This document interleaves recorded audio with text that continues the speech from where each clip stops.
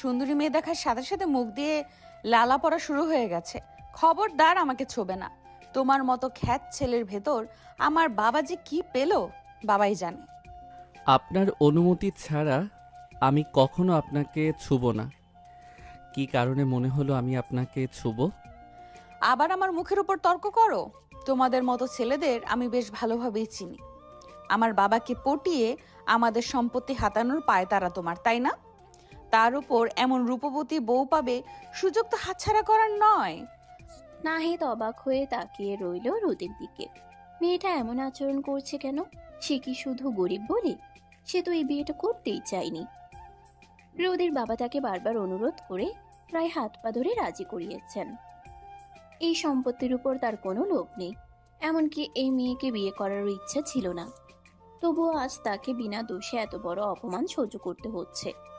রোদের তীক্ষ্ণ আর ধারালো কথাগুলো একের পর এক নাহিদের মনে আঘাত করতে লাগলো। প্রতিটা শব্দ যেন তার আত্মসম্মানকে ক্ষতবিক্ষত করে দিচ্ছে। আপনি ভুল ভাবছেন। আমি আপনার সম্পত্তি বা কোনো কিছুর লোভে এখানে আসিনি। আর এই বিয়েটাও আমার ইচ্ছাই হয়নি। ও, এখন আবার নিজেকে খুব ভালো মানুষ প্রমাণ করার চেষ্টা চলছে। এইসব কথা আমি অনেক শুনেছি। গরিব ছেলেরা সুযোগ পেলে ঠিকই আসল রং দেখায়। গরিব হওয়া অপরাধ না, কিন্তু কাউকে না জেনে অপমান করা ওটা অবশ্যই ভুল। রোদ এক মুহূর্তের জন্য থেমে গেল। সে এমন জবাব আশা করেনি, কিন্তু নিজের অহংকার তাকে নরম হতে দিল না।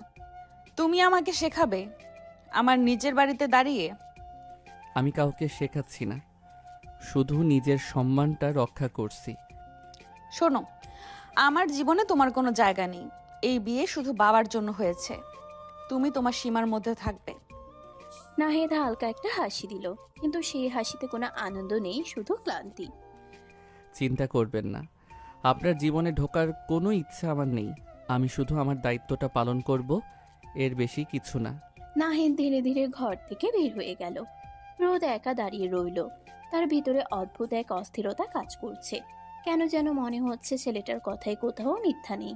তবুও সে নিজেকে শক্ত করে নিল। না, এরা সবাই একরকম। আমি ভুল ভাবছি না। কিন্তু নাহিদের কথাগুলো অজান্তেই তার মনে ছোট ছোট ফাটল ধরাতে শুরু করেছে। কিন্তু কোনোভাবে পাত্তা দিল না। এইসব ছেলেদের একদম পছন্দ না। এদের স্বভাবে ওই কথার মাধ্যমে ইমোশনাল হয়ে মানুষকে ফাঁসিয়ে দেয়। তার ভিতরে কখনোই করবে না রোদ। নাহিদ ধীরে ধীরে সিঁড়ি বেয়ে নিচে নেমে এলো। বাড়িটা বড়, সাজানো গোছানো, কিন্তু কোথাও যেন তার নিজের বলে কিছু নেই। লিভিং রুমে এসে চারপাশে একবার তাকালো। সবকিছুই পরিপাটি, কিন্তু তার থাকার মতো কোনো জায়গা নেই। একটা দীর্ঘশ্বাস ফেলে সোফার উপর থেকে একটা কুশন তুলে নিল।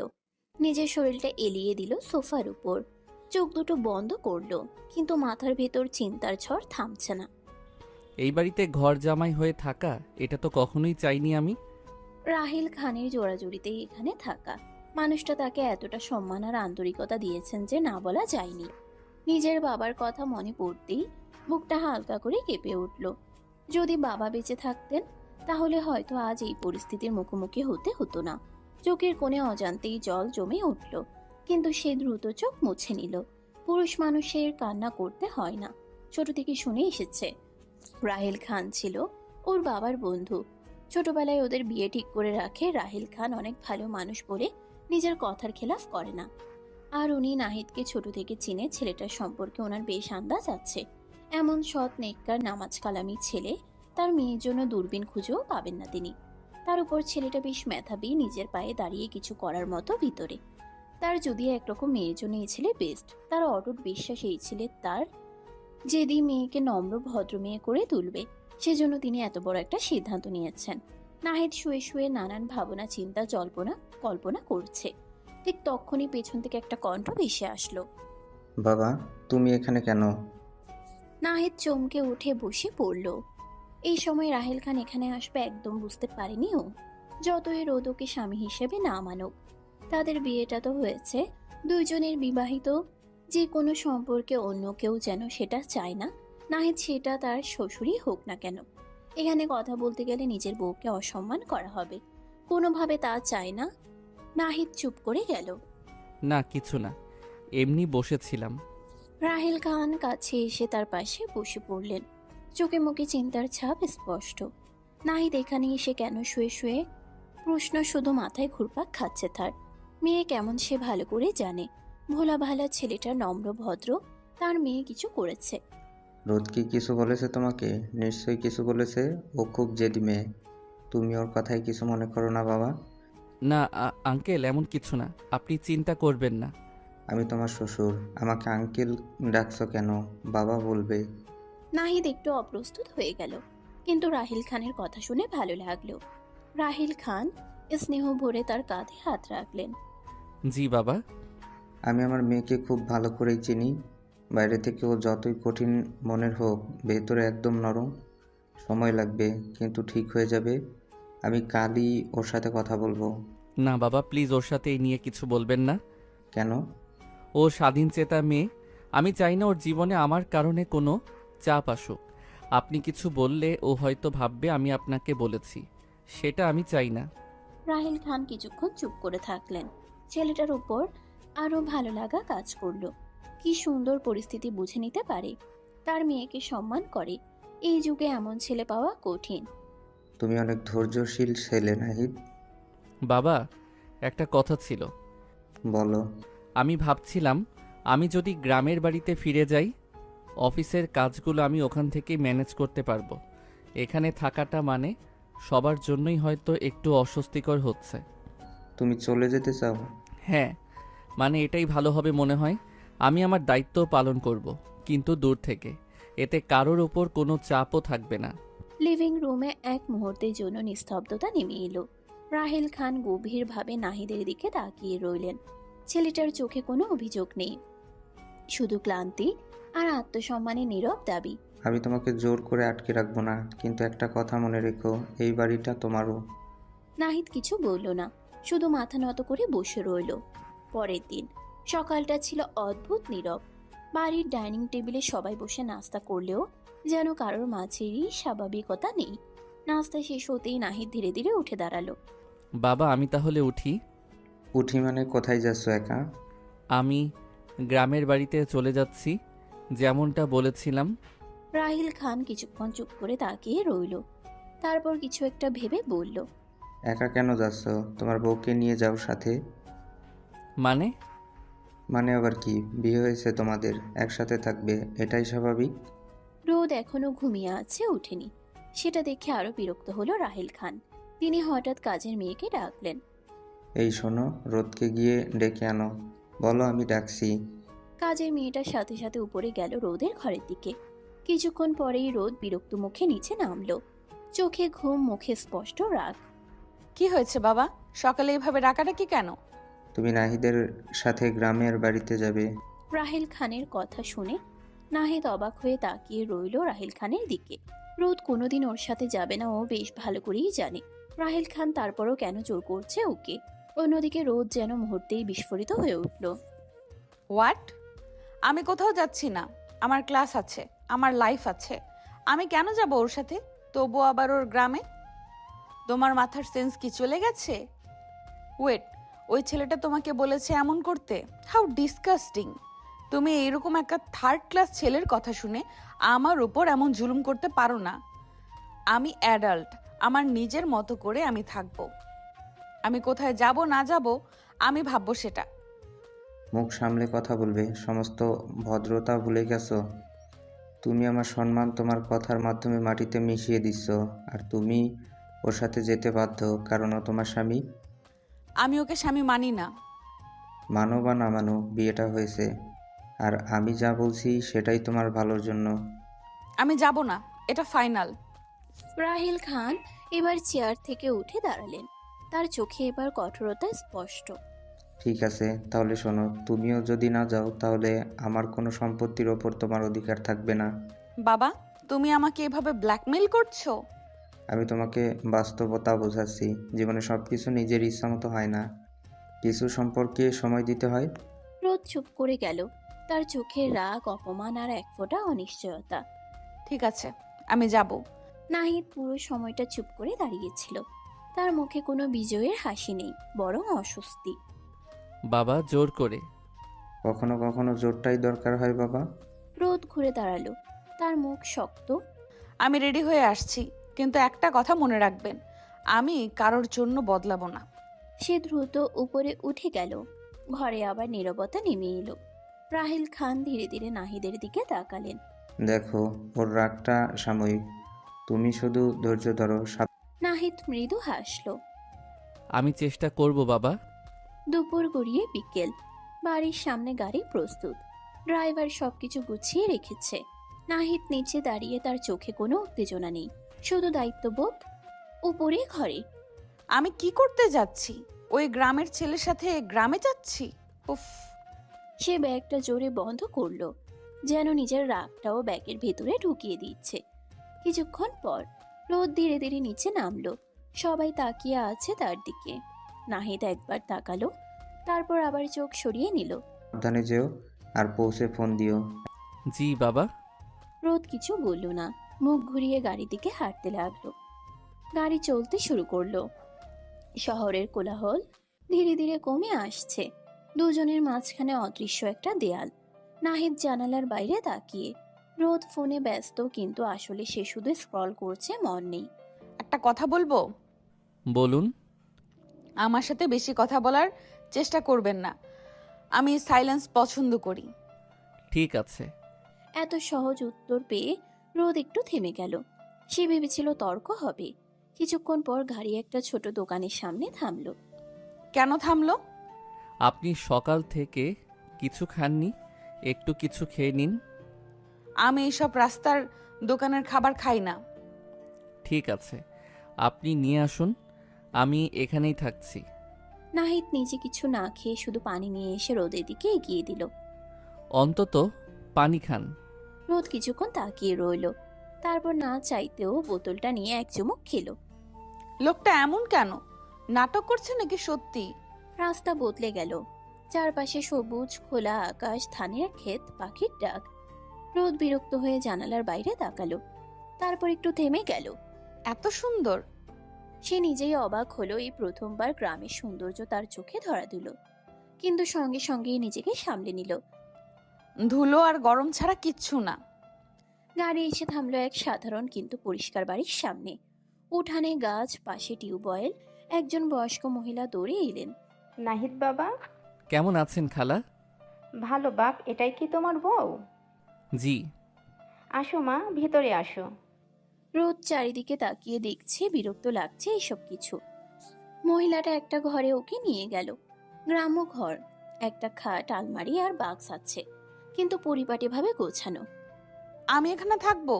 একটা ছোট মেয়ে দৌড়ে এসে নাহিদের হাত ধরলো। ভাইয়া, তুমি এতদিন পর এলে কেন? কাজ ছিল রে পাগলি। আর এই আপুকে? এটা তোমার ভাবি। ছোট মেয়েটার কথা শুনে রোদ ভ্রু কুঁচকে তাকালো, যেন ভাবি শব্দটাই তার কানে বেমানান লাগছে। কিন্তু সেদিকে আর পাত্তা দিল না। প্রচন্ড গরম এখানে, বিরক্ত লাগছে তার উপর, এতটা জার্নি করে এসেছে। আমি একটু ফ্রেশ হব। ওয়াশরুম কোথায়? এইদিকেই আপু, আমি দেখাচ্ছি। রোদ অনিচ্ছা নিয়ে মেয়েটার পিছু নিল। ঘরের পেছনের দিকে একটু হেঁটে যেতে হলো। চারপাশে খোলা জায়গা, গাছপালা, আর একটু দূরে টিনের তৈরি একটা ছোট ঘর। এটা আমাদের ওয়াশরুম আপু। রোদ থমকে দাঁড়ালো, তার চোখ বড় বড় হয়ে গেল। বলে কি, এই মেয়ে পাগল হয়ে গেছে? রোদের মুখ মুহূর্তেই বিরক্তিতে ভরে গেল। হোয়াট? এটা ওয়াশরুম? হ্যাঁ আপু, এইখানেই সবাই গোসল করে। তুমি সিরিয়াস? এখানে আমি গোসল করব? হ্যাঁ, পানি খুব ঠান্ডা, অনেক ভালো লাগে। আমার ভালো লাগবে না, একদম না। রোদ ঘুরে দাঁড়িয়ে দ্রুত ঘরের দিকে ফিরে গেল। তার মুখে ঘৃণা আর অস্বস্তি স্পষ্ট। ঘরে ঢুকেই, নাহিদ, জি। আমি এখানে থাকতে পারবো না। এই জায়গা, এই পরিবেশ, এই ওয়াশরুম, এটা কি? এটা গ্রাম, এখানকার জীবন এমনই। প্লিজ আমাকে এখান থেকে নিয়ে চলো, এক্ষুনি। আমি এখানে 1 মিনিটও থাকতে পারবো না। আপনাকে এখানেই থাকতে হবে। আপনার বাবা আপনাকে এখানে থাকতে বলেছে। ও প্লিজ, আবার বাবা? সব কিছুতে বাবার নাম আনবেন না। আমি কোনো গ্রামের মেয়ে না যে এসব সহ্য করব। আপনাকে কেউ সহ্য করতে বলছে না, শুধু কিছুদিন মানিয়ে নিতে বলছে। মানিয়ে নিতে? এই গরমে, এই ধুলোয়, এই জায়গায়? ছোট থেকে তুমি এসবের মধ্যে বড় হয়েছো, আমি না। তোমার কোনো আইডিয়া আছে আমি কিভাবে বড় হয়েছি? আর তুমি আমাকে এখানে নিয়ে এসেছো, তোমার এখানে নিয়ে আসার আগে একবার ভাবা উচিত ছিল না?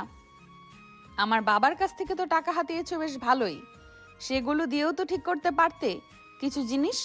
ননসেন্স। নাহিদ নদীর কথাগুলো শুনে মুখটা ছোট হয়ে গেল। সে তো কোনো টাকাই নেয়নি, না বিয়েটা করতে চেয়েছে, তবু এত অপমান সহ্য করতে হচ্ছে। ঠিক তখনই একটা হাত পাখা নিয়ে সেই ছোট মেয়েটা এসে দাঁড়ালো। আপু, গরম লাগছে? আমি বাতাস করি? না, দরকার নেই। আপু, তুমি শহর থেকে আসছো না? শহরটা কেমন? অনেক বড়? হ্যাঁ, অনেক বড়, আর তোমাদের এই গ্রামের মতো না। তুমি কি অনেক সুন্দর সুন্দর জায়গায় যাও? এত প্রশ্ন করো কেন? চুপ করে থাকতে পারো না? মেয়েটা একটু চুপ হয়ে গেল। তার মুখের হাসিটা ম্লান হয়ে গেল। নাহিদ তার বোনের সাথে এমন ব্যবহার করা দেখে বেশ খারাপ লাগলো। ওর সাথে যা ইচ্ছে তাই করুক, তার বোনের সাথে এভাবে কেন কথা বলছে রোদ? ও ছোট, ওকে এভাবে বলার দরকার ছিল না। আপনি আমাকে শেখাবেন কিভাবে কথা বলতে হয়? আমি শুধু বলছি ওর কোনো খারাপ উদ্দেশ্য নেই। হ্যাঁ, সবাই তো খুব ভালো এখানে। নাহিদ রোদের প্রতিটা কথাই প্রচন্ড খারাপ অনুভব করছে। এতটা অহংকার কেন এই রোদের? ঠিক তখন খালা একটা থালা নিয়ে ঘরে ঢুকলেন।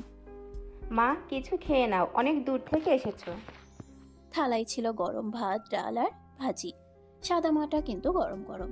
সেটা দেখে রোদ চোখে খেয়ে ফেললো। এগুলো আমি খাই না। কেন মা? গরম গরম রান্না করেছি। আমি তো জানতাম না তোমরা আজকে আসবা। একটা দেশি মোরগ ধরে জবাই দিতাম, এখন খাও, পরে ওইটা জবাই দিব আমি। গরিবের বাড়ি, একটু মানিয়ে নেওয়ার চেষ্টা করো। আমরা যথাসম্ভব তোমাকে যত্নে রাখার চেষ্টা করব মা। আমি এসব খেতে পারবো না, আমার অন্য কিছু লাগবে। একটু খেয়ে দেখুন, খারাপ লাগবে না। আপনি প্লিজ চুপ করবেন? আমি কি খাবো না খাবো সেটা আমি জানি। ঘরের ভিতর আবার অস্বস্তিকর নীরবতা নেমে এলো। খালার মুখটা মলিন হয়ে গেল, কিন্তু কিছু বললেন না। ছোট মেয়েটা ধীরে ধীরে আবার এগিয়ে গেল। আপু, তুমি যদি না খাও তাহলে আমি তোমার সাথে বসে থাকবো। তুমি কি আমাকে একা থাকতে দিতে পারো না? এবার মেয়েটা একদম চুপ হয়ে গেল। ধীরে ধীরে নাহিদের পাশে গিয়ে দাঁড়ালো। যাও, বাইরে খেলো। আচ্ছা ভাইয়া। মেয়েটা চলে গেল। ঘরের ভিতর শুধু গরম আর অস্বস্তি। নাহিদ রোদের দিকে তাকালো। রোদ মাথায় 2 হাত চেপে খাটের উপর বসে পড়ল। উফ, এই গরমটা আমি সহ্য করতে পারছি না। কিছুক্ষণ পর অভ্যাস হয়ে যাবে। আমি চার্জার ফ্যানের ব্যবস্থা করছি। তোমার হতে পারে, আমার হবে না। আমি কোথায় এসে পড়লাম? বিকেলের রোদটা একটু নরম হতে শুরু করেছে, কিন্তু ঘরের ভিতর এখনো গুমোট গরম। রোদ খাটে বসে আছে, মুখে বিরক্তি। নাহিদ বাইরে গিয়ে একটা ছোট চার্জার ফ্যান এনে চালু করলো। এটা একটু সামনে রাখুন, হয়তো একটু আরাম পাবেন। রোদ কিছু না বললে ফ্যানের দিকে তাকিয়ে রইল। হালকা বাতাসটা মুখে লাগতেই সে একটু স্বস্তি পেল, কিন্তু মুখে সেটা প্রকাশ করলো না। এত কেয়ার করছে কেন? নাটক নাকি সত্যি? ঠিক তখনই বাইরে থেকে ছোট মেয়েটার হাসির শব্দ ভেসে আসছে। কিছু বাচ্চা মিলে খেলছে উঠানে। রোদ বিরক্ত হয়ে কান বন্ধ করতে গেল, কিন্তু হঠাৎ থেমে গেল। এত চিল্লা পাল্লা, এত এইসব পরিবেশ একটুও পছন্দ হচ্ছে না তার। যে করেই হোক এখান থেকে যাওয়ার প্ল্যান করতে হবে। নেট পাচ্ছে না ফোনে ভালো। কিছুক্ষণ পর মা, একটু লেবু শরবত করে এনেছি, গরমে ভালো লাগবে। রাখুন। খালা হালকা হাসলেন, গ্লাসটা রেখে চলে গেলেন। রোদ গ্লাসটা হাতে নিয়ে একটু চুমুক দিল, খারাপ না তো? কিন্তু সঙ্গে সঙ্গে নিজেকে সামলে নিল। ঠিক আছে। সন্ধ্যার সময় গ্রামে সন্ধ্যা নামে অন্যরকম ভাবে। মসজিদ থেকে আজানের ধ্বনি ভেসে আসছে। চারপাশে এক ধরনের শান্তি। নাহিদ উঠানে দাঁড়িয়েছিল। সে ধীরে ধীরে হাত তুলে দোয়া করলো, তারপর নামাজ পড়তে বসলো। রোদ দরজার আড়াল থেকে তাকিয়ে আছে, কিন্তু সঙ্গে সঙ্গে নিজেকে সামলে নিল। সন্ধ্যার সময় গ্রামে সন্ধ্যা নামে অন্যরকম ভাবে। মসজিদ থেকে আজানের ধ্বনি ভেসে আসছে। চারপাশে এক ধরনের শান্তি। নাহিদ উঠানে দাঁড়িয়েছিল। সে ধীরে ধীরে হাত তুলে দোয়া করলো, তারপর নামাজ পড়তে বসলো। রোদ দরজার আড়াল থেকে তাকিয়ে আছে। এখনো এসব করে? শহরে কেউ এত নিয়ম মেনে চলে না। কিন্তু তার চোখে এক ধরনের অদ্ভুত শান্তি ধরা পড়ল, যেটা সে নিজে অনেকদিন অনুভব করেনি। মা, রাতের খাবার রেডি, এবার না বলো না। রোদ একটু চুপ করে রইল। পেটটা হালকা কাঁপছে। সকাল থেকে রীতিমতো কিছু খায়নি, তবে না খেয়ে থাকলে অসুস্থ হয়ে যাবে। আরও একদম খিদে সহ্য করতে পারে না, তবে এতক্ষণ না খেয়ে আছে। একটু খেয়ে নিন, না খেলে শরীর খারাপ করবে। রোদ এবার তর্ক করল না, ধীরে ধীরে এসে বসে পড়ল। খালা ভাত, ডাল আর আলু ভাজি তুলে দিলেন। রোদ সন্দেহ নিয়ে প্রথম লোকমাটা মুখে দিতে এসে থেমে গেল, এত ভালো লাগছে কেন? কিন্তু মুখে বলল। খারাপ না। নাহিদের মুখে হালকা হাসি ফুটল, কিন্তু সে কিছু বলল না। রাত গভীর হলে বিদ্যুৎ চলে গেছে, চারপাশে অন্ধকার, শুধু হারিকেনের আলো। হোয়াট? এখানে কারেন্টও থাকে না? মাঝে মাঝে। আমি ঘুমাতে পারবো না। ভয় লাগছে? না, ভয় না, মানে নাহিদ, জি। তুমি এখানে একা থাকো এতদিন? হ্যাঁ। বোর লাগে না? না, অভ্যাস হয়ে গেছে। রোদ চুপ করে গেল। মাথায় একটা দারুণ বুদ্ধি খেটেছে। একে দিয়ে এখান থেকে বের হবে বাবা তাইলে কিছু বলতে পারবে না। নাহিদের দিকে তাকালো, দেখলো নিচে কপালে হাত দিয়ে শুয়ে আছে। নাহিদ, একটা কথা বলি, শোনো। বলুন। আমার এখানে ভালো লাগছে না, একদমই না। এই পরিবেশে আমি থাকতে পারছি না। ছোট থেকে আমি অন্যভাবে বড় হয়েছি, তুমি তো বুঝতেই পারছো। প্লিজ তুমি একটু বাবাকে বলো না। তুমি বললে উনি শুনবেন, আমি বললে উনি গুরুত্ব দেবেন না। নাহিদ চুপ করে রইল। রোদ একটু এগিয়ে এসে বলল, তুমি বলবে তোমার কাজের জন্য আমাকে নিয়ে যেতে হবে। তুমি এখানেও থাকতে চাও না, এমন কিছু একটা ম্যানেজ করো প্লিজ। আমি এখানে আর থাকতে পারবো না। আচ্ছা, আমি কথা বলবো। রোদ কিছুক্ষণ তাকিয়ে রইল, তারপর ঠোঁটের কোণে একটা ছোট বিজয়ের হাসি ফুটে উঠল। হয়ে গেছে, এবার এখান থেকে বের হওয়া যাবে। পরদিন সকাল। সকালের আলো উঠোনে ভরে গিয়েছে। পাখির ডাক, হালকা ঠান্ডা বাতাস, সব মিলিয়ে গ্রামের আরেকটা সুন্দর সকাল। কিন্তু রোদের মধ্যে কোনো আগ্রহ নেই। সে তাড়াতাড়ি উঠে রেডি হয়ে নিল। মা, এত সকাল উঠে পড়েছো, একটু নাস্তা করে যেও। না, লাগবে না, দেরি হয়ে যাবে। আবার আসবা তো মা, তোমাকে খুব ভালো লেগেছে। এইসব কোনো কথায় কান দিতে ইচ্ছে করছে না। এখন খুশি খুশি লাগছে এটা যে বাড়ি যেতে পারবে, এই পরিবেশ থেকে মুক্তি পেয়ে যাবে। এত তাড়াতাড়ি একবারও ভাবিনি রোদ। ভেতরে বিরক্ত হলেও মুখে হালকা হাসি টানলো। দেখা যাবে। আপু, তুমি আবার আসবা, আমরা খেলবো। ছোট মেয়েটা দৌড়ে এসে রোদের হাত ধরলো। রোদ হাতটা আস্তে করে ছাড়িয়ে নিল। হ্যাঁ, দেখি। বিদায়ের সময় খালা দরজার পাশে দাঁড়িয়ে, চোখে মায়া। ছোট মেয়েটা একদম চুপ, শুধু নাহিদের হাত ধরে আছে শক্ত করে। ভাইয়া, আবার কবে আসবা? খুব তাড়াতাড়ি। তুমি ভালো করে পড়াশোনা করবে, ঠিক আছে? মেয়েটি মাথা নেড়ে বলল। রোদ একবার তাকালো মেয়েটার দিকে, কিছু একটা বলতে চেয়েও বলল না, শুধু মুখ ঘুরিয়ে গাড়িতে উঠে বসলো। সাবধানে যেও বাবা, আর মা আবার আসবা। দেখি। গাড়ি ধীরে ধীরে চলতে শুরু করলো। গ্রামের সবুজ কাঁচা রাস্তা, সেই টিনের ঘর, সব পেছনে পড়ে যেতে লাগলো। রোদের মুখে এক ধরনের স্বস্তি। শেষমেশ বের হতে পারলাম। অন্যদিকে নাহিদ চুপচাপ জানালার বাইরে তাকিয়ে আছে, তার চোখে যেন একটু শূন্যতা। ঢাকায় ফিরে বিকেলের দিকে গাড়ি এসে থামলো বাড়ির সামনে। ড্রাইভার দরজা খুলে দিল। রাহেল খান দরজার সামনে দাঁড়িয়েছিলেন, চোখে অপেক্ষা। এত তাড়াতাড়ি চলে আসলে? বাবা, আমি বাসায় এসেছি, তুমি খুশি হওনি? রোদ মুখ গোমরা করে ফেলল। রাহেল খান মৃদু হেসে এগিয়ে এসে মেয়ের মাথায় হাত বুলিয়ে দিলেন। খুশি তো হয়েছি মা, কিন্তু মেয়েদের বিয়ের পর শ্বশুরবাড়িতে থাকা উচিত। প্লিজ বাবা, এই থার্ড ক্লাস মার্কা কথাবার্তা তুমি বলছো? সিরিয়াসলি? বাবা, আসলে আমার জবের জন্যই চলে আসতে হলো, কিছু জরুরি কাজ ছিল। তাই নাকি? জি। আর আমি ভাবছি আমি মেসে থাকবো, এখানে থাকবো না। রোদকে এখানে রেখে গেলাম। না, তুমি কোথাও যাবে না, এই বাড়িতেই থাকবে। কিন্তু বাবা। আমি যা বলেছি তাই হবে। নাহিদ চুপ করে গেল, সে আর কিছু বলল না। কিছুক্ষণ পর নাহিদ ধীরে ধীরে রোদের রুমে দরজার সামনে এসে দাঁড়ালো। কিছুক্ষণ ইতস্তত করে দরজায় নক করলো। কে? আমি। আসো। নাহিদ দরজা খুলে ভিতরে ঢুকলো। রুমটা আগের মতোই পরিপাটি, আধুনিক, ঠান্ডা। রোদ সোফায় বসে ফোন স্ক্রল করছিল। তুমি যেহেতু আমাকে এখানে নিয়ে এসেছো, তাই তুমি রুমে থাকতে পারো, কিন্তু একটা কথা মনে রাখবে, তুমি সোফায় থাকবে আর আমার আশেপাশে আসার চেষ্টা করবে না। ঠিক আছে। গুড। রাত ধীরে ধীরে নেমে এসেছে। ঘরের ভিতর নীরবতা, এসির হালকা শব্দ আর ফোনে স্ক্রোলের টিপ টিপ আওয়াজ ছাড়া কিছু নেই। নাহিদ চুপচাপ সোফায় এক কোণে বসে আছে। একটা ছোট ব্যাগ থেকে কাপড় বের করে গুছিয়ে রাখলো। এই ঘরে তার কোনো আলমারি নেই, কোনো নির্দিষ্ট জায়গা নেই, তবুও সে নিজের মতো করে মানিয়ে নেওয়ার চেষ্টা করছে।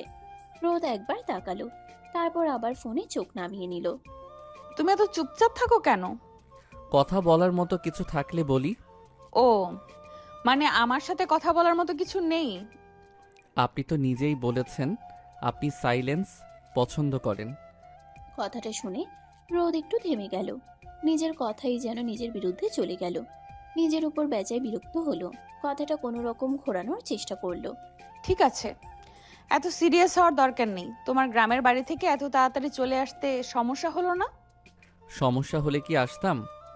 তুমি কি সত্যিই আমার জন্য এসেছো? আপনি তো তাই চেয়েছিলেন। আমি তো বলেছিলাম তুমি ম্যানেজ করে বলো। আমি ম্যানেজ করিনি, সত্যি কাজ ছিল। লোকটা এমন কেন?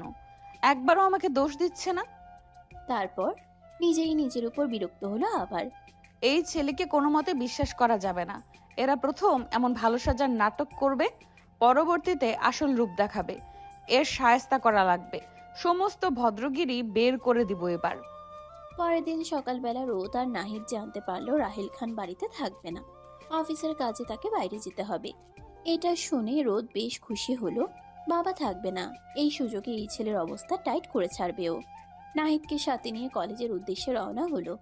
কলেজে এসে গাড়ি থেকে নেমে রোদ নাহিদের দিকে তাকিয়ে বলল, আমার অনেক খিদে পেয়েছে, আমার জন্য খাবার ম্যানেজ করো। আমি স্যান্ডউইচ খাবো। অবশ্যই বাসাটা হতে হবে। তুমি বাসায় গিয়ে আবার স্যান্ডউইচ নিয়ে আসো। আচ্ছা, আমি নিয়ে আসছি, আপনি ততক্ষণ ক্লাস করুন। নাহিদ বুঝতে পারছে নদী তাকে অপমান করতে চাচ্ছে, তবু কিচ্ছু মনে করলো না। কতদূর কি করতে পারে দেখতে চাই শুধু। নদীও নাহিদের দিকে তাকালো। নাহিদ এক কথায় রাজি হয়ে যাওয়ায় একটু অবাক হলো, তবু পাত্তা দিল না। সামনে এগিয়ে এসে দেখলো ওর বন্ধু বান্ধব সব দাঁড়িয়ে আছে। তাদের দেখে এগিয়ে গেল, ওরাও এগিয়ে আসলো। কি রে রোদ, কই ছিলি রে তুই কাল? কোনো খোঁজ পাচ্ছিলাম না কেন? নাইট ক্লাবে আসিসনি, কি ব্যাপার? সরি, আমি একটু ব্যস্ত ছিলাম। আজকে যাব নাইট ক্লাবে। অবশ্যই, টেনশন করিস না। রিকি কই? হাই রোদ, এই যে আমি। কি অবস্থা তোমার? আজকে নাইট ক্লাবে জয়েন করবা আমাদের সাথে? না, আজকে আমাদের বাড়িতে পার্টি রাখি, তোমরা আসো। নাহিদ প্রায় দৌড়াতে দৌড়াতে কলেজের গেটের ভেতরে ঢুকলো। হাতে একটা ব্যাগ, ভেতরে যত্ন করে রাখা স্যান্ডউইচ। রোদ যেভাবে বলেছিল বাসারটাই এনে দিয়েছে। ওদের গ্রুপটা একটু দূরে দাঁড়িয়ে হাসাহাসি করছিল। নাহিদ এগিয়ে আসতেই রোদ চোখ তুলে তাকালো। তারপর ব্রু কুচকে বলে, এত লেট হলো কেন? রাস্তা একটু। অজুহাত দেওয়ার দরকার নেই। একটা স্যান্ডউইচ আনতে এত সময় লাগে? নাহিদ চুপ করে ব্যাগটা এগিয়ে দিল। রোদের দিকে শুধু তাকালো এক পলক। ঠিক তখনই রিয়ার চোখে পড়ে গেল নাহিদকে। এই রোদ, এটাকে? রোদ ঠোঁট বাঁকিয়ে রিয়ার দিকে তাকালো, চোখে বিরক্তি।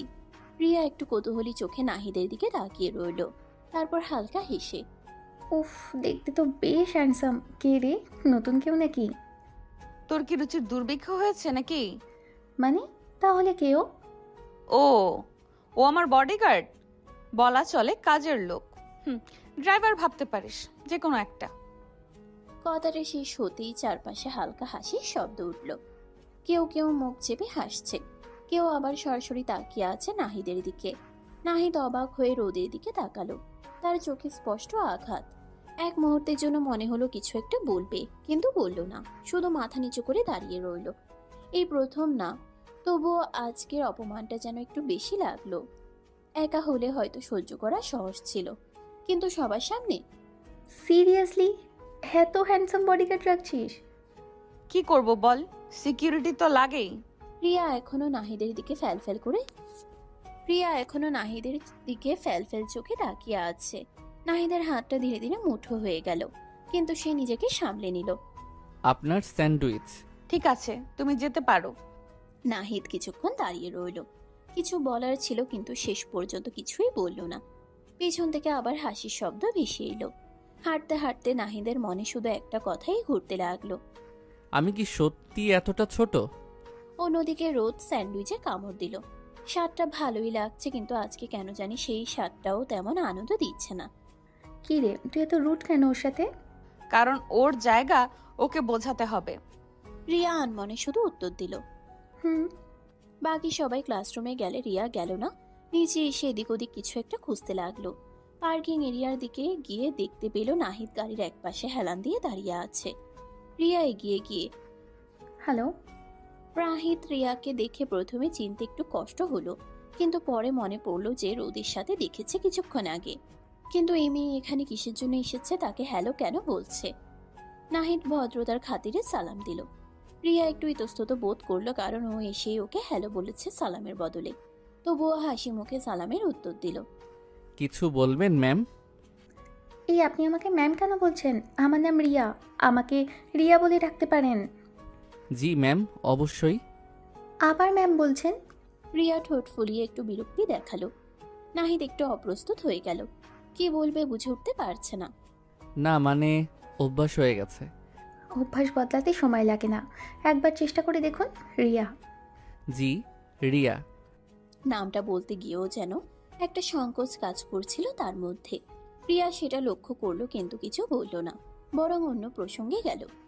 আঙ্কেলের কাছ থেকে কিছুটা শুনেছে নাহিদ আর রোদের ব্যাপারে। নাহিদকে দেখে কিছুটা চিনতে পেরেছিল রিয়া। প্রথমে রোদের ব্যবহার বেশ অবাকই হয়েছে।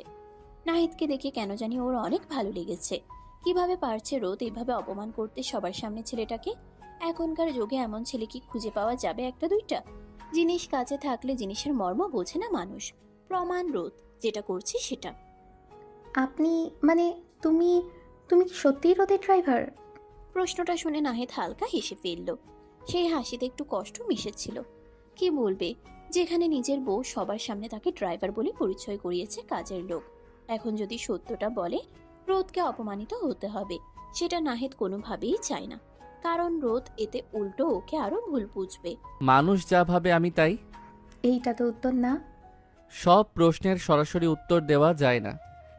ও যা বলল খারাপ লেগেছে তাই না? আমি কিন্তু তোমার আর রোদের ব্যাপারে কিছু কিছু জিনিস জানি, আঙ্কেল আমাকে বলেছে, তাই আমার থেকে না লুকোলেও চলবে। তোমাকে আমার খুবই ভালো লেগেছে, আমাকে তোমার বন্ধু বানাবে?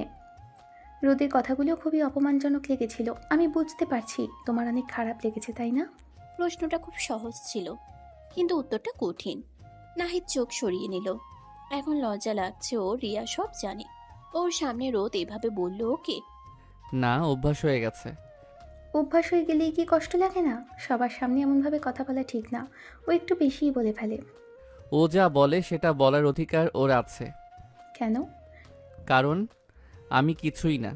কথাটা বলার সময় নাহিদ নিজের দিকে তাকালো, যেন নিজেকেই মাপছে।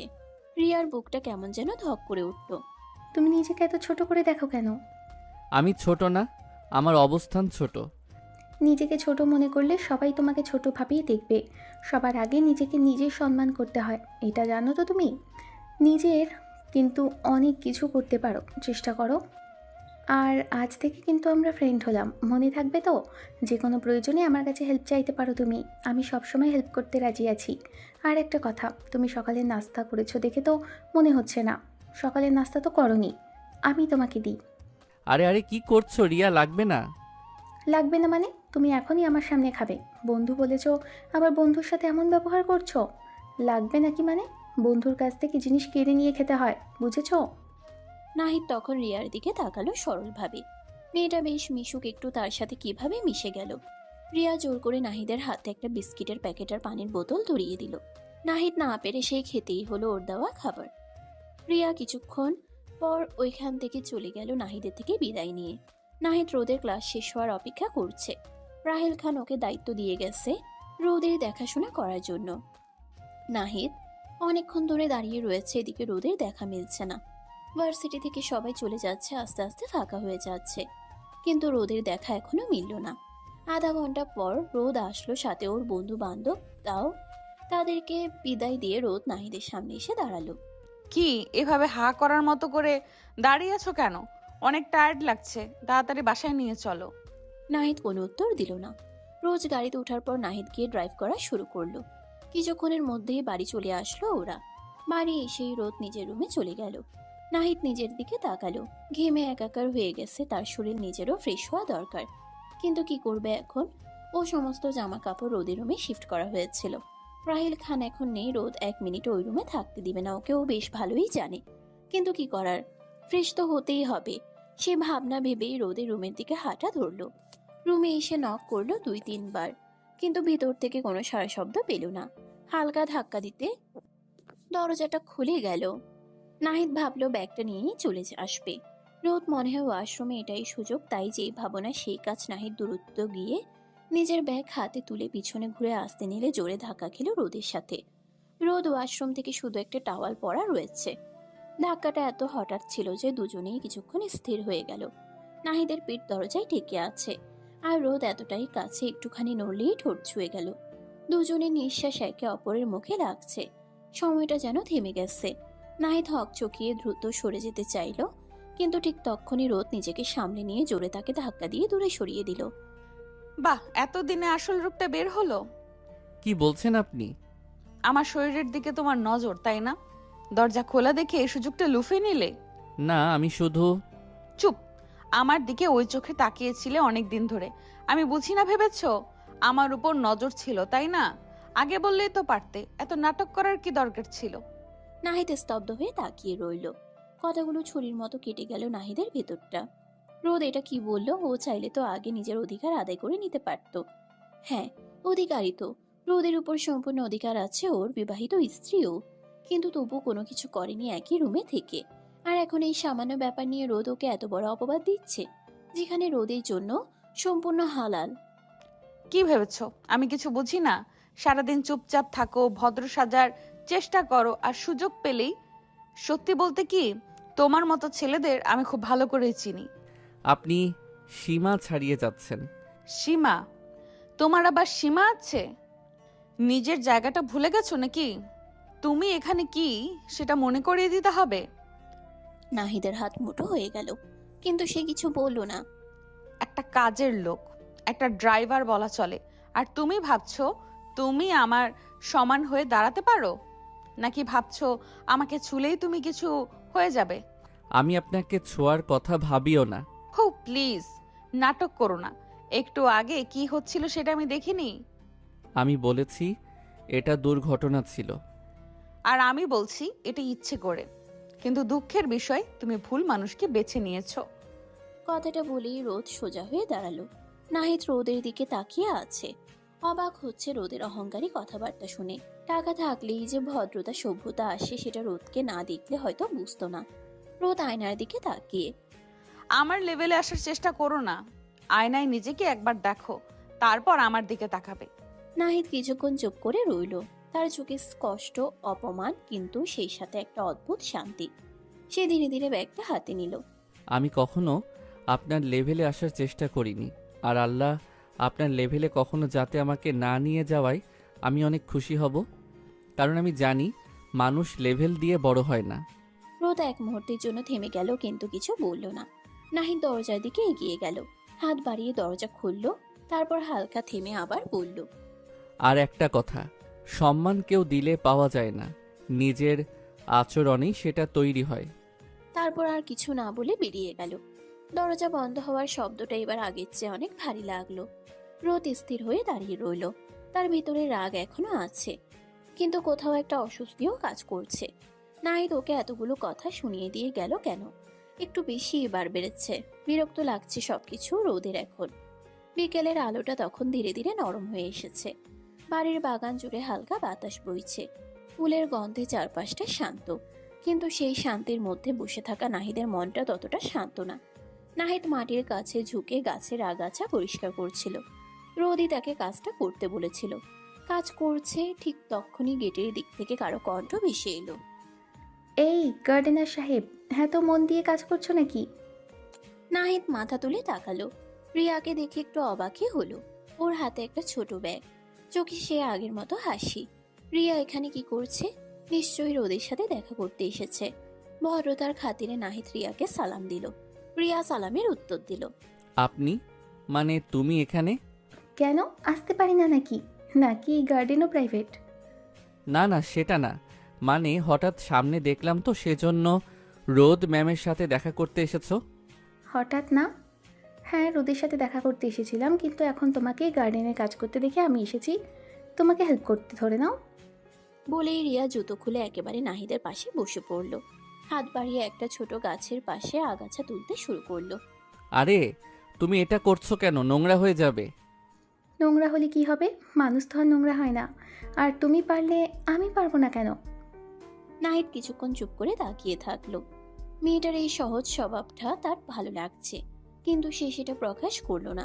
কিন্তু রিয়া তার সাথে এই কাজ করছে, রোদ যদি দেখে তখন আবার উল্টো ওকেই দোষারোপ করবে। তার বান্ধবীকে দিয়ে কেন কাজ করাচ্ছি? একটা কথা বলি? বলো। তুমি হাসলে তোমাকে অনেক ভালো লাগে। সবসময় তো সিরিয়াস থাকো কেন? সব সময় হাসার মতো কারণ থাকে না। তাহলে কারণ বানাতে হয়। বলেই রিয়া গাছের নিচ থেকে একটু কাদা নিয়ে নাহিদের নাকের উপরে দিয়ে দিল, আবার নিচের নাকেরও দিয়ে দিল। নাহিদ হেসে ফেললো এবার। রিয়ার কাণ্ড দেখে সত্যি অদ্ভুত লাগছে, কিন্তু ভালোও লাগছে। এই তো দেখেছো, হাসতে পারো তুমি। দুজনেই কাজ করতে করতে গল্পে মেতে উঠল। রিয়া ঘাস তুলতে তুলতে পুরো গা মাখিয়ে ফেলেছে। কেউ মাঝে মাঝে ইচ্ছা করে কাদা লাগিয়ে দিচ্ছে। নাহিদ নিজে রিয়ার কাণ্ড দেখে অবাক হচ্ছে। এত মিশুক এই মেয়েটা বড়লোকের মেয়ে হওয়ার পরেও ভিতরে বিন্দুমাত্র অহংকার নেই। আবার কি সুন্দর সালোয়ার কুর্তি পরে ভদ্রভাবে থাকে। এরই ভিতর রিয়া কিছু কাদা নিয়ে নাহিদের মাথায় লাগিয়ে দিল। এই পাগলি, কি করছো এটা? ধন্যবাদ এত বড় কমপ্লিমেন্ট দেওয়ার জন্য। হাসির শব্দটা বাগান জুড়ে ছড়িয়ে পড়ল। কিন্তু দূরে বারান্দায় দাঁড়িয়ে সবকিছু দেখছিল রোদ। রোদের চোখ দুটো শুরু হয়ে গেল। সে চুপচাপ দাঁড়িয়ে ছিল, কিন্তু ভেতরে কিছু একটা জ্বলতে শুরু করেছে। রিয়ার হাসি, নাহিদের সাথে এত স্বাভাবিক আচরণ, এটা তার ভালো লাগছে না। এত কাছাকাছি? আর এক মুহূর্ত দাঁড়িয়ে থাকতে পারল না সে। দ্রুত নিচে নেমে এলো। বাগানে এসে দাঁড়াতেই কাছ থেকে নাহিদ আর রিয়ার সুন্দর মুহূর্ত তার চোখের সামনে ভেসে উঠল। দুইজন কাদা মেখে ভূত হয়ে ঘাস তুলছে আর গল্প করছে, 32 পাটি দাঁত বের করে হাসছে। সেটা দেখে আরো মেজাজ খারাপ হলো রোদের। কেন জানে না। এখানে কি চলছে? নাহিদ আর রিয়া দুজনেই চমকে তাকালো। নাহিদ রোদকে দেখে আবার নিজের গম্ভীর মুখে ফিরে আসলো। রোদের ফেস দেখে নাহিদ বেশ ভালোই বুঝতে পারছিল এখানে রোদ কিছু কঠোর কথা বলতে পারে দুজনকে এইভাবে দেখে। এই কয়দিনে বেশ ভালোই চেনা হয়ে গেছে রোদকে। আরে তুই, আমরা তো। আমরা? কি আমরা? এখন আমার বান্ধবীর দিকেও নজর দিয়েছো? থার্ড ক্লাস মার্কা ছেলে, মেয়েদের শরীরের দিকে নজর দেওয়া ছাড়া আর কিছু পারো না? কথাটা শুনে নাহিদের মুখ শক্ত হয়ে গেল, কিন্তু সে কিছু বলল না। রিয়া অবাক হয়ে রোদের দিকে তাকালো। কি বলছে কি এই মেয়ে, মাথা ঠিক আছে? ও যে রোদকে চেনে, এই রোদ তো সে না। এমন কথাবার্তা বলা শুরু করলো কবে থেকে? হ্যাঁ, ছোট থেকেও একটু জিদ্দি টাইপের, কিন্তু এত এভাবে অপমান করে কথা তো বলে না কাউকে। এত রাগ নাহিদের উপর ওর। এই কি বলছিস তুই এসব? চুপ তুই। আমি তোকে ভালো করেই চিনি, কিন্তু ওকে চিনতে পারিনি। দেখছি বেশ ভালোই ব্যবসা শুরু করেছে, একজন থেকে আরেকজন। রোদ, লিমিট ক্রস করছিস। লিমিট? এর আবার লিমিট আছে? এইটুকুর মধ্যে তোকে পটিয়ে ফেলেছে, দেখ না। তুই ওর সাথে বসে গল্প করছিস, হাসছিস, আর আমার কথায় উল্টো আমাকে বোঝাচ্ছিস। কারণ তুই ভুল বলছিস। ও প্লিজ, আর তোকে বলিনি এসব থার্ড ক্লাস ছেলেদের সাথে মিশিস না? Third class? তুই ওকে থার্ড ক্লাস বলছিস? হ্যাঁ, কারণ ওর সেই যোগ্যতাও নেই। একটা কাজের লোক, ড্রাইভার, ওর লেভেলটাই এটা। আমার লেভেল কি সেটা নিয়ে এত চিন্তা করার দরকার নেই আপনার। ও, এখন জবাবও দিচ্ছ? আমি শুধু সত্যি বলছি। সত্যি? সত্যি হলো তুমি নিজের জায়গা ভুলে যাচ্ছ। আর তুই নিজেরটা ভুলে যাচ্ছিস রোদ। তুই যেটা বলছিস সেটা অপমান, আর এটা তুই প্রতিদিন করছিস। তুই ওর সাইড নিচ্ছিস? আমি সঠিকের সাইড নিচ্ছি। দুজনে চুপ হয়ে গেল। নাহিদদের খুব খারাপ লাগছে, কোথাও না কোথাও ওর জন্য দুই বান্ধবীর ভিতরে ঝামেলা লাগছে। কিন্তু ও তো রিয়াকে নিজের বোন ভাবে, সেই ভেবেই ওর সাথে এত ফ্রি ভাবে কথা বলছে। আর রোদ এগুলো কি বললো, ওখান থেকে ওর এখন সরে যাওয়াই ভালো। আমি ভেতরে যাচ্ছি। আর রোদ এগুলো কি বললো, এখান থেকে ওর এখন সরে যাওয়াই ভালো। সে আর একবারও কারো দিকে তাকালো না, সোজা হেঁটে চলে গেল। নাহিদের চলে যাওয়ার দিকে তাকিয়ে রিয়ার প্রচন্ড খারাপ লাগা কাজ করলো। তুই খুব খারাপ করছিস রোদ। যা খুশি ভাব। কিন্তু এবার রোদের গলার সেই আগের আত্মবিশ্বাসটা নেই। কোথাও একটা ফাঁক তৈরি হয়েছে, যা সে নিজেও বুঝতে পারছে কিন্তু মানতে চাইছে না। রিয়া রোদের দিকে তাকিয়ে বাইরের দিকে। ও এসেছিল কিছু সময় ওদের সাথে কাটানোর জন্য, কিন্তু রোদ পুরো বিষয়টাই ঘেঁটে দিল। শুধু ঘেঁটে দিল না, এত নোংরাভাবে প্রেজেন্ট করলো যে রিয়ার এখন রোদের প্রতি যে ভালো লাগা সম্মানটা ছিল সেটা উঠে যাচ্ছে। পরের দিন সকালে আবার রোজকারের মতো রোদকে ভার্সিটিতে নিয়ে এসেছে নাহিদ। ভার্সিটির করিডোরে ভিড় জমেছে, সবাই নিজের মতো ব্যস্ত। কেউ ক্লাসে ঢুকছে, কেউ আড্ডায়। ঠিক তখনই গেট দিয়ে ঢুকলো রোদ। এতক্ষণ ক্লাসে ছিল কিছু দূরে, মাথা নিচু করে দাঁড়িয়ে আছে নাহিদ। গতকালের ঘটনার পর সে আজ আরো চুপচাপ। এত অপমানের পরেও নিজের দায়িত্ব একটুও ফাঁকি নেই। আই নাহিদ, ডাকটা এত জোরে ছিল যে আশেপাশের অনেকেই তাকিয়ে গেল। নাহিদ ধীরে মাথা তুলল, তারপর এগিয়ে এলো। জি। এখানে আসো। নাহিদ কাছে আসতেই রোদ একটু পিছিয়ে গিয়ে দাঁড়ালো, যেন দূরত্ব বজায় রাখছে। তারপর হঠাৎ নিজের জুতোর দিকে তাকিয়ে ঠোঁট পাকালো। দেখছো জুতোটা কত নোংরা হয়ে গেছে? আশেপাশে যারা ছিল তারা আগ্রহ নিয়ে তাকাতে শুরু করলো। কেউ ফিসফিস করছে, কেউ আবার সরাসরি তাকিয়ে। নাহিদ কিছু বলল না, শুধু চুপচাপ দাঁড়িয়ে রইলো। কি হলো, দাঁড়িয়ে আছো কেন? পরিষ্কার করো। এক মুহূর্তের জন্য পুরো জায়গাটা যেন থমকে গেল। কথাটা এত স্বাভাবিকভাবে বলল রোদ, যেন এটা খুবই সাধারণ কিছু। নাহিদের বুকের ভেতরটা ধক করে উঠল। চোখে এক ঝলক কষ্ট দেখা গেল, কিন্তু সে মাথা নিচু করলো। চারপাশে হালকা হাসির শব্দ উঠতে লাগলো। নাহিদের প্রথমে খারাপ লাগলেও এখন কিছু মনে লাগছে না। ও ভাবলো নিজের বইয়ে জুতোই তো, সমস্যা কি? ব্যাপারটাকে নিজের মতো করে দেখলে অপমান বোধ হবে না। ও দেখতে চায় রোদ কি কি করতে পারে ওর সাথে। আরে লাইফ সার্ভিস, এমন ড্রাইভার হলে তো দারুণ। রিয়া একটু দূরে দাঁড়িয়ে সব দেখছিল। তার মুখের হাসিটা মিলিয়ে গেছে। নাহিদ ধীরে হাঁটু গেড়ে বসলো। তার হাত কাঁপছিল সামান্য, তবুও সে নিজের রুমাল বের করলো। নাহিদ, এটা করো না। চুপ থাক রিয়া, এটা আমাদের ব্যাপার। আমাদের? এটা অপমান। আমি যা বলছি ও তাই করবে। নাহিদ একবার মাথা তুলে রিয়ার দিকে তাকালো। চোখে একটাই কথা, তারপর আবার মাথা নিচু করলো। ধীরে, খুব ধীরে সে জুতোর ধুলো মুছতে শুরু করলো। প্রতিটা ঘষায় যেন তার নিজের সম্মানটা একটু একটু করে ক্ষয়ে যাচ্ছে। আশেপাশের হাসি ফিসফিস সবকিছু সে শুনছে, কিন্তু প্রতিক্রিয়া দিচ্ছে না। সবকিছুর মধ্যেও বারবার এটা মাথায় নিয়ে আসতে চাচ্ছে, নিজের বইয়ের জুতা পরিষ্কার করলে তেমন কিছুই হয় না। কিন্তু এই ব্যাপারটাও খারাপ লাগছে। নিজের প্রতি রোদ তো সবাইকে বলে নিচে ওর বোর। রোদের চোখ নাহিদের উপর স্থির, তার মুখে কঠোরতা, কিন্তু চোখের ভিতরে অদ্ভুত একটা অস্থিরতা। রিয়া এগিয়ে এলো। তুই এটা থামাবি না আমি থামাবো? তুই কিছুই করবি না। আমি করব। রিয়া হঠাৎ নিচু হয়ে নাহিদের হাত ধরে ফেলল। নাহিদ রিয়ার দিকে তাকালো, মাথা নাড়িয়ে সরে যাওয়ার ইচ্ছা সারা করলো। ওর কাজও শেষ করে তারপর উঠবে, কিন্তু রিয়া নাহিদের ইশারায় কোনো কাজই দিল না। আরো রেগে গেল রিয়া। এবার ওর রাগ লাগছে নাহিদের উপর। এই ছেলে কি দিয়ে তৈরি? এত অপমানের পরেও এত কিছু সহ্য করছে কেন? ওঠো। না রিয়া প্লিজ। না, এটা আমি হতে দেব না। হাত ছাড়ো ওর। তুই আর যা করছিস, এটা তুই না রোদ। আমি ঠিকই আছি, সমস্যা তোর। সমস্যা আমার না, সমস্যা তোর অহংকার। কথাটা যেন সরাসরি গিয়ে লাগলো রোদের ভেতরে। এক মুহূর্তের জন্য সে চুপ হয়ে গেল। এই সুযোগে নাহিদ ধীরে হাতটা সরিয়ে নিল। সে উঠে দাঁড়ালো। তার চোখে পানি নেই, কিন্তু ভেতরের ভাঙনটা স্পষ্ট। হয়ে গেছে। প্রশ্নটা এত স্বাভাবিক ছিল যে আশেপাশের অনেকেই চুপ হয়ে গেল। রোদ কিছু বলল না। প্রথমবারের মতো সে উত্তর খুঁজে পেল না। নাহিদ ঘুরে হাঁটা দিল। শুধু রিয়ার চোখে পানি চলে এলো। তুই আজ ওকে না, নিজেকেই ছোট করলি রোদ। একদিন পস্তাবি এগুলো ভেবে, দেখে নিস। রোদ স্থির হয়ে দাঁড়িয়ে রইল। একটা ঢোক গিলল। কেন জানি খারাপ লাগছে এখন। কারণটা কি? ওকে একটু বেশি বেশি করে ফেলছে? এত জিদ রাগ কাজ করছে কেন নিজের ভিতর? রাতটা আজ অদ্ভুতভাবে ভারী লাগছে। শহরের আলো ঝলমলে রাস্তাগুলো পেরিয়ে গাড়িটা থামলো রিকিদের বাড়ির সামনে। বড় গেট। ভেতরে ঢুকতেই লাইটে ঝলসে ওঠা এক আলাদা জগৎ, হাসি, গান আর কোলাহল। রোদ আয়নার দিকে একবার নিজেকে দেখে নিল। পাশে বসা নাহিদের দিকে একবারও তাকালো না। চলো। নাহিদ চুপচাপ দরজা খুলে নামলো। ভেতরে ঢুকতেই সবাই রোদকে ঘিরে ধরলো। অভ্যর্থনা, প্রশংসা। আর নাহিদ, সে ধীরে ধীরে এক কোণে গিয়ে দাঁড়ালো। রিয়া দূর থেকে অনেকক্ষণ ধরে নাহিদকে একটু খেয়াল করছে। একা দাঁড়িয়ে থাকতে দেখে ও এগিয়ে আসলো। এই, তুমি এখানে একা বসে আছো কেন? নাহিদ মাথা তুলে তাকালো। রিয়া পাশে এসে বসেছে। রিয়াকে দেখে মুচকি হাসলো। রিয়া ওকে দেখে হাসি ফিরিয়ে দিল। এমনি ভালো লাগছে এখানে। মিথ্যে বলছো। সব সত্যি বলাও যায় না, তুমি সব জানো রিয়া, তবু কেন জিজ্ঞেস করছো?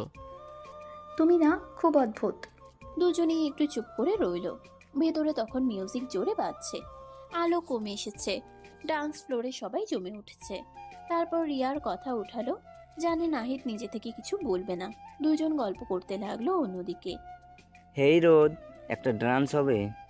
রোদ এক চিলতে হাসলো, না বলার কোনো ইচ্ছা তার নেই। দূরে দাঁড়িয়ে থাকা নাহিদের দিকে তাকালো।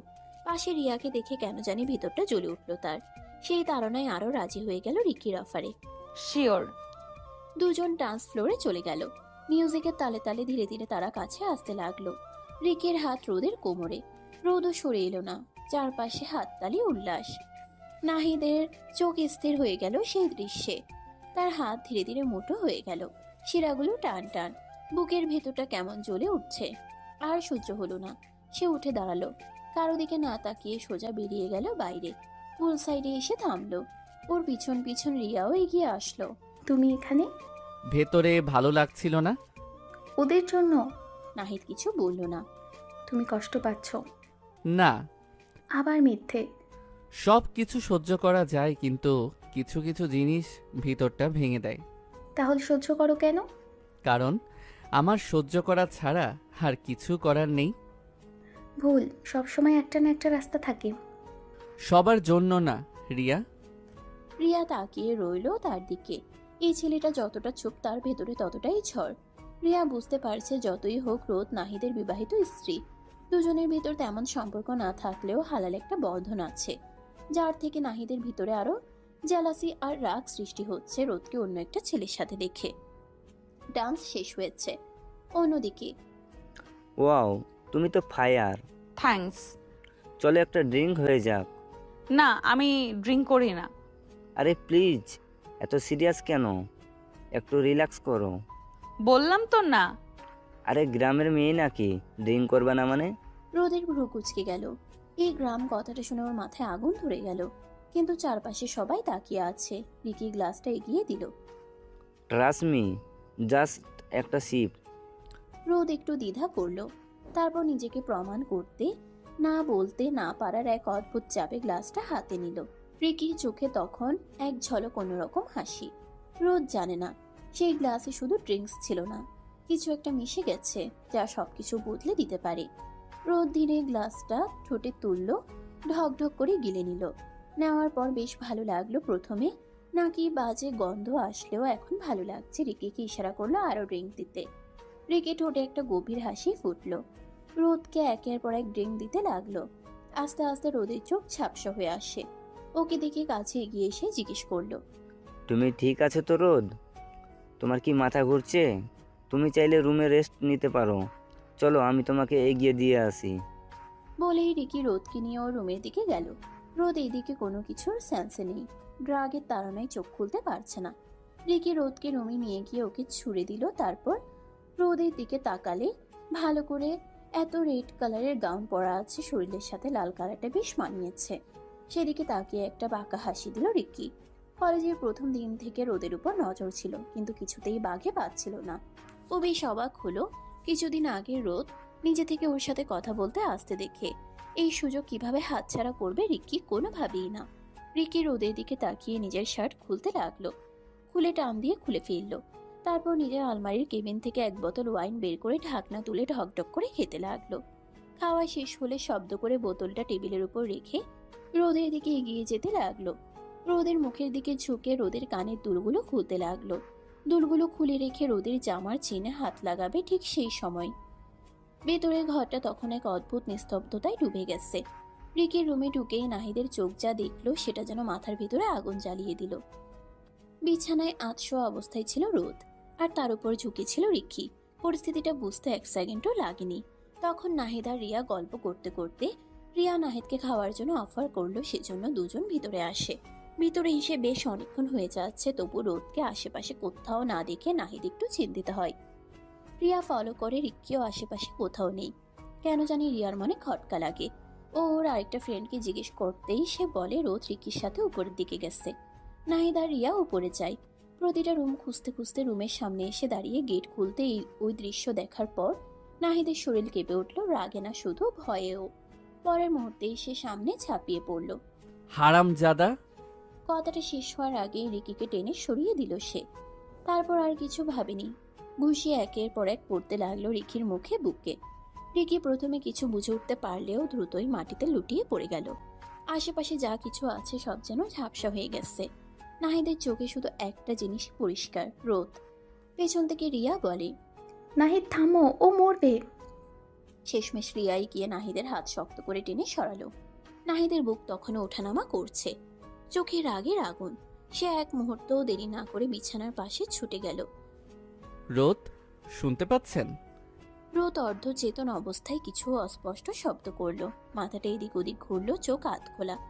কিছুই ঠিক মতো বোঝা যাচ্ছে না। নাহিদ বুঝলো এটা স্বাভাবিক অবস্থা না। সে কোনো দ্বিধা ছাড়াই রোদকে কোলে তুলে নিল। মেয়েটা নড়ছিল, মাঝে মাঝে অস্পষ্টভাবে কিছু বলছিল, কিন্তু পরিষ্কার কিছু নয়। রিয়া দ্রুত পাশে এসে, চলো, এখান থেকে বের হতে হবে। বাইরে বের হয়ে দূরত্ব বাড়ির দিকে রওনা দিল। নাহিদ স্টিয়ারিং ধরে আছে শক্ত করে, তার চোখ সামনে কিন্তু মন পুরোটা রোদের দিকে। পেছনের সিটে রোদ অস্থিরভাবে নড়ছে। রিয়া আর রোদের সাথে আসতে পারেনি, এদিকটাও সামলাবে বলেছে। রিকিকে এই অবস্থায় একদম ফেলে রাখা যাবে না।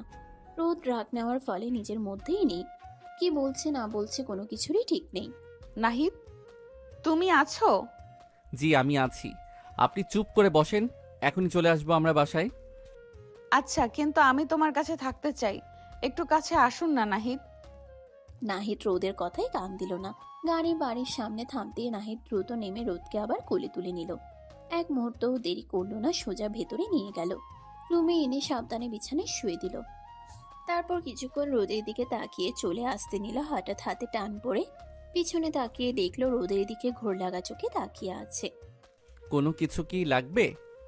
রোদ আরো জোরে নাহিদের হাতটা টান দিল, যার ফলে নাহিদ ব্যালেন্স হারিয়ে রোদের গায়ের উপর পড়ল। দুজন অনেক কাছাকাছি চলে আসলো, একে অপরের নিঃশ্বাসে নিজেদের মুখের উপর পড়ছে। নাহিদ সরে আসতে চাইলে রোদ নাহিদকে নিজের সাথে আরো জড়িয়ে ধরল। তারপর সেকেন্ডের ভিতর নাহিদের নাকে একটা চুমু বসিয়ে দিল। নাহিদ সাথে সাথে জমে গেল। রোদ এটা কি করলো ওর সাথে? ওর ভাবনার ভিতরেই রোদ আরো একটা কাণ্ড বসিয়ে ফেললো। নাহিদের অধরে নিজের অধর বসিয়ে দিল। নাহিদ কি করবে বুঝে পাচ্ছিল না, এখন শকে আছে। নিজের হালাল নারীর গভীর ছোঁয়া পেয়ে কোনো পুরুষই ঠিক থাকতে পারে না। নাহিদ হুঁশ খুইয়ে ফেলে রোদের অধর জোড়ায় অমৃত খুঁজে নিতে চাইল। অনেকক্ষণ পরে নাহিদ বুঝতে পারলো সে যেটা করছে সেটা একদম ঠিক না। তাড়াতাড়ি করে রোদের থেকে সরে আসতে চাইলে রোদ দিল না, আরো জড়িয়ে ধরলো নাহিদকে। রোদ পাখি, যেটা করলে সেটা ঠিক না। আমি কিছু জানি না, আমার আদর চাই। রোদ পাখি, এইভাবে তো আদর দিতে পারবো না। তুমি তো আমাকে স্বামী হিসেবে মানো না, মানুষ হিসেবেই মানো না। সেখানে স্বামী হিসেবে মানাতে বিলাসিতা। সকাল হলেই সব ভুলে যাবে, তখন আমাকে ভুল বুঝবে। দূরে থাকো আমার থেকে, এটাই ভালো। প্লিজ এমন করো না, একটু আদর দাও। না না, একটু না, অনেক। আমার চাই, এক্ষুনি চাই। নাহিদ রোদের থেকে সরে এসে বসলো। অন্যদিকে রোদ হঠাৎ জামার চেন খুলে সেকেন্ডের ভিতর জামা খুলে টান মারলো। ইনারে হাত দিতে যাবে তার আগেই নাহিদ ওর হাত ধরে ফেলে। ও অবাক হয়ে গেছে রোদের কাণ্ড কারখানা দেখে। পাগল হয়ে গেছে এই মেয়ে, মাথা ঠিক আছে? কি করছে ও? সকালে যখন কিছু মনে থাকবে না, সমস্ত দায়ভার নাহিদকে নিতে হবে। কিন্তু রোদ তো নিজের ভিতর নেই। নাহিদের সাথে জোর জবরদস্তি করতে লাগলো। নিজেকে ছাড়িয়ে নেওয়ার জন্য জোর জবরদস্তির ভিতর নাহিদের নিঃশ্বাস আটকে গেল। রোদের গায়ে শেষ কাপড়টুকুও নেই। মেয়েটার চোখে ঘোর, ঠোঁটে অস্থির কাঁপুনি। ও নাহিদের শার্ট খামচে ধরে টানছে নিজের দিকে। আমাকে ছেড়ো না প্লিজ, আজ রাতে শুধু তোমাকে চাই। নাহিদের শরীরের প্রতিটা রক্তবিন্দু যেন বিদ্রোহ করছে। এত কাছে, এতটা আপন করে পাওয়া যে মেয়েটা দিনের আলোয় তাকে স্বামী হিসেবেই মানে না, সে আজ নিজেই ডাকছে। হালাল অথচ হারাম লাগছে মুহূর্তটা। নাহিদ দুই হাতে রোদের কাঁধ চেপে ধরলো, চোখে চোখ রাখলো। রোদ ফুপিয়ে উঠল, নাহিদের বুকে মুখ গুজে দিল। রোদ পাখি, আমার দিকে তাকাও। আমাকে চিনতে পারছো? চিনি, তুমি আমার নাহিদ, আমার শুধু তুমি। কথাগুলো শুনে নাহিদের বুকের ভেতরটা দুমড়ে মুচড়ে গেল। ইচ্ছে করছে এই পাগলামিটাকে প্রশ্রয় দিতে। এই ডাক উপেক্ষা করার শক্তি কোনো পুরুষের থাকে না। নাহিদের ঠোঁট নেমে এলো রোদের কপালে, একটা গভীর কাপা চুমু। তারপর চোখের পাতায় গালে। রোদ আরো আঁকড়ে ধরলো ওকে। ঠিক তখনই নাহিদের চোখ পড়ল রোদের ফাঁকা দৃষ্টিতে। ওর ঠোঁটে হাসি, কিন্তু চোখে কোনো বোধ নেই। ড্রাগের ঘোরে ডুবে থাকা একটা শরীর। মনটা কোথায় কে জানে। নাহিদের সমস্ত শরীর ঝাঁকি দিয়ে উঠল। সে ঝট করে রোদের থেকে 1 ইঞ্চি দূরে সরে গেল। 2 হাতে রোদের মুখটা তুলে ধরল। এই রোদ না, আমার রোদ পাখি না। আমার বউ যখন আমাকে পূর্ণ হুঁশে, পূর্ণ